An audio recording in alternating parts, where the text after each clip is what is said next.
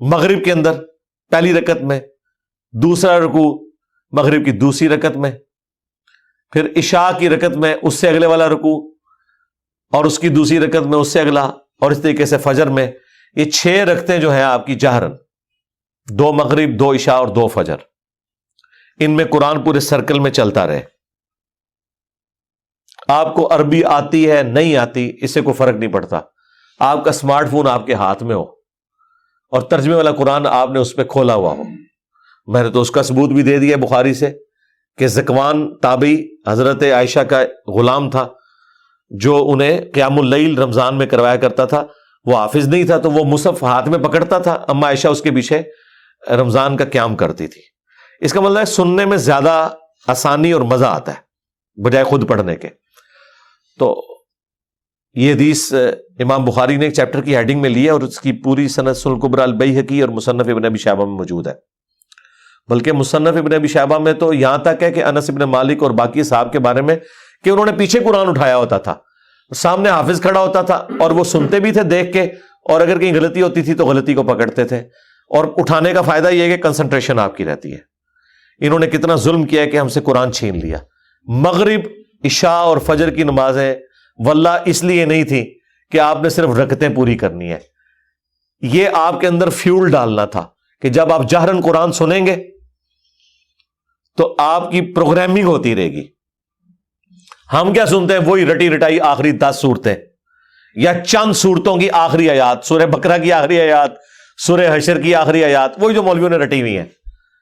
یار اگر حافظ قرآن نہیں بھی آپ کا امام مسجد، کوئی مسئلہ نہیں، وہ مصحف اٹھا کے پڑھ لے،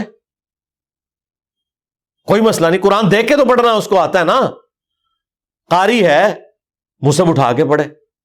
لیکن آپ ذرا امیجن کریں کہ آپ کی نماز کا لیول کیا ہوگا کہ آپ کو اگلی نماز کا انتظار رہے گا کہ بھئی، اور آپ یہ کوشش کریں گے کہ آپ کی نماز نہ چھوٹے، وہاں سے رکوع اگلا سٹارٹ۔ بلکہ میں تو کہتا ہوں گورنمنٹ لیول پہ یہ ہونا چاہیے کہ ایک اجتماعی نظم کوئی قائم کرے، اجتماعی نظم ہو پورے ملک میں، عید کی رات کو اگلا قرآن سٹارٹ ہو جائے، گورنمنٹ کی طرف سے شیڈیول ہو کہ بھئی اب یہ اگلا قرآن سٹارٹ ہو گیا، اتنے رکوع ہیں، 6 رکوع کور ہوتے ہیں نا، اگر آپ 6 جہرن رکھتے رہیں تو آلموسٹ کوئی 520 کے قریب رکوع بنتے ہیں۔ ان کو ڈیوائڈ کر لیں تو پورے ملک کے اندر ختم قرآن بھی ایک ہی دن ہو رہا ہو، شمسی اعتبار سے رکھ لیں، تاکہ کوئی شخص دوسرے شہر میں بھی چلا گیا ہے اسے یہ یقین ہو کہ ہاں جی میں فلاں مسجد میں جاؤں گا تو شیڈیول ایک ہی چل رہا ہے۔ یہ ہم نے دنیاوی کئی معاملات میں اپنے آپ کو مینج کیا ہوا ہے اس طریقے سے۔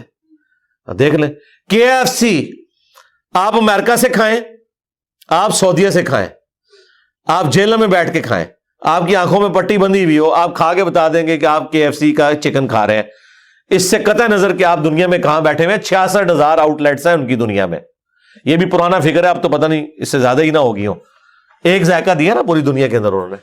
اس طرح کے کئی شیڈیول ہیں، اور اگر یہ تھوڑی سی ایفرٹ پٹ کر لی جائے تو سرکار آپ کو کوئی اپنے بچوں کو توحید سکھانے کی ضرورت نہیں ہے، توحید خود بخود وہ سیکھ جائیں گے، پورے دورہ قرآن بھی نہیں ہوگا، انہیں پتا چل جائے گا کہ سب کچھ فراڈ چل رہا ہے، قرآن تو کوئی اور ہی بات کرتا ہے۔ یہی وجہ ہے کہ جو غیر مسلم ملکوں میں لوگ جاتے ہیں نا، وہاں جب ان کا نان مسلم لوگوں سے واسطہ پڑتا ہے تو پھر ان کو بھی تھوڑی شرم آتی ہے کہ یار وہ جب پوچھتے ہیں ہاں جی اسلام کیا، وہ کہتے ہیں ہم تو پتہ ہی کچھ نہیں، پھر قرآن ترجمے سے پڑھتے ہیں تو آپ دیکھتے ہیں کہ یہاں داڑھی بھی نہیں ہوتی، وہاں سے داڑھی بھی رکھ کے آ جاتے ہیں، نماز بھی شروع کر دیتے ہیں، قرآن بھی پڑھ لیتے ہیں اور گمراہ بھی ہو جاتے ہیں۔ یعنی ادھر والوں کی نظر میں وہ کہتے ہیں یار یہ کیا کہانیاں تم لوگوں نے، دین قرآن میں تو یہ کچھ اور لکھا ہوا ہے۔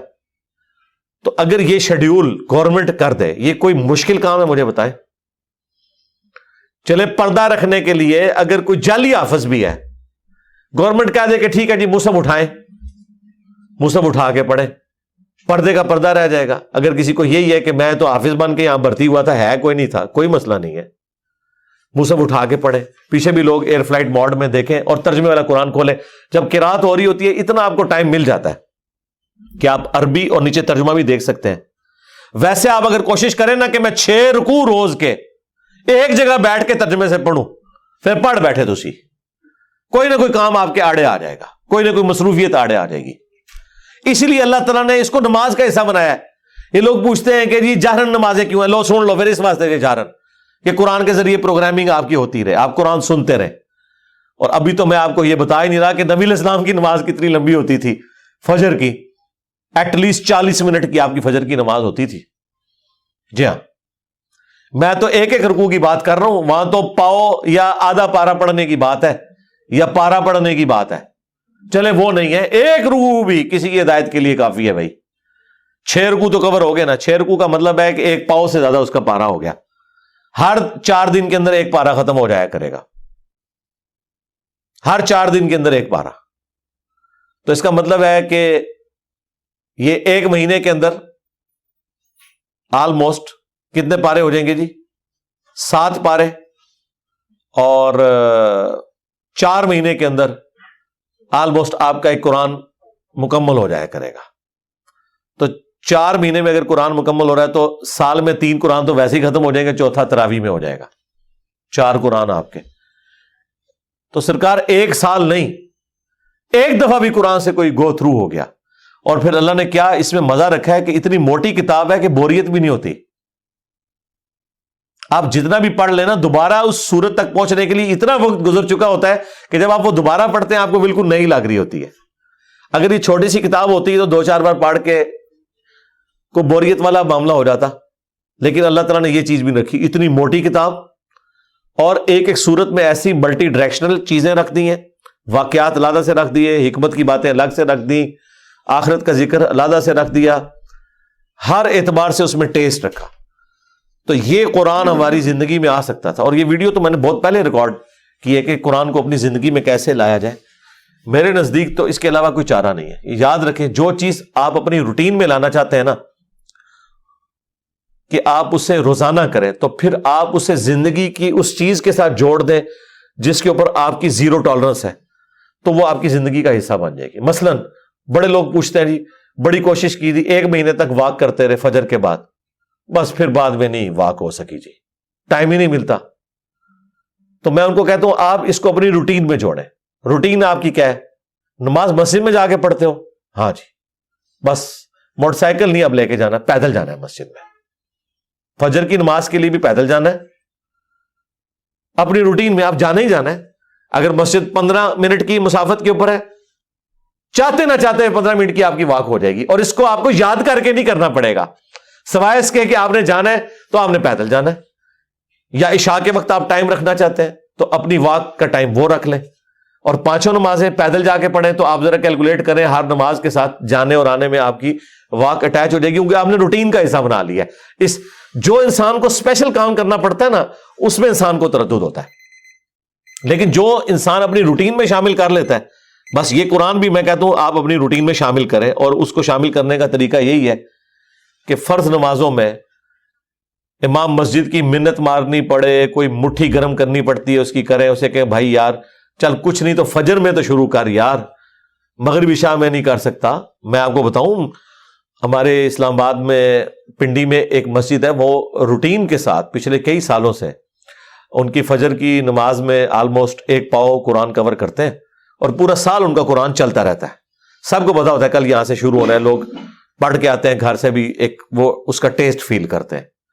تو یہ تو مسلسل آپ کی روٹین میں جب قرآن آئے گا تو یہ وہ ساری گناہ, وہ ساری برائیاں جن کو چھوڑنے کے لیے آپ کو ایک ایفرٹ پٹ کرنی پڑتی ہے, وہ آٹومیٹکلی آپ کی زندگی سے نکلتی چلی جائیں گی. جس طرح آپ نے دیکھا ہے کہ بعض لوگ ایسے ہوتے ہیں, بڑی ان کی شاہانہ زندگی ہوتی ہے, لیکن کبھی ان کے اوپر کوئی غم کی کیفیت ٹوٹتی ہے, بالکل بھی زندگی میں سادگی آ جاتی ہے, پھر آہستہ آہستہ وہ دنیا سے ریٹائر ہونا شروع ہو جاتے ہیں. ایک غموں کا پہاڑ گرتا ہے, آخرت اورینٹڈ ہو جاتے ہیں آہستہ آہستہ آہستہ آہستہ. اگر آپ خدا کے ساتھ اٹیچ ہو جائیں گے, قرآن کے ساتھ اٹیچ ہو جائیں گے, تو ایٹ لیسٹ گناہ کا تو تصور بھی دور کی بات ہے, آپ اس طرف جانے کا سوچیں گے بھی نہیں, کیونکہ ہر وقت یہ آخرت کی یاد دلانے والی چیز آپ کے سر کے اوپر لٹکتی رہے گی. قرآن کی تلاوت سے دلوں کا زنگ کیوں دور ہوتا ہے؟ آخرت اورینٹڈ ہوتا ہے.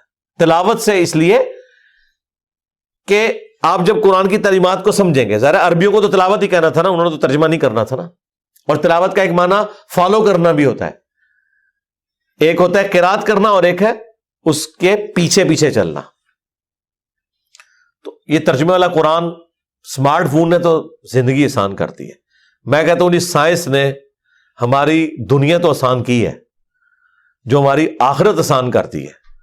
آپ امیجن کریں اس یوٹیوب کی برکت سے صدیوں میں جتنے لوگوں نے توحید قبول کی ہے چند سالوں میں ہمارے پلیٹ فارم سے کر لی ہے, جو امید ہی کوئی نظر نہیں آ رہی تھی. اور یہ آپ نہ سمجھیں یہ لوگ ہیں, یہ نسلیں ہیں.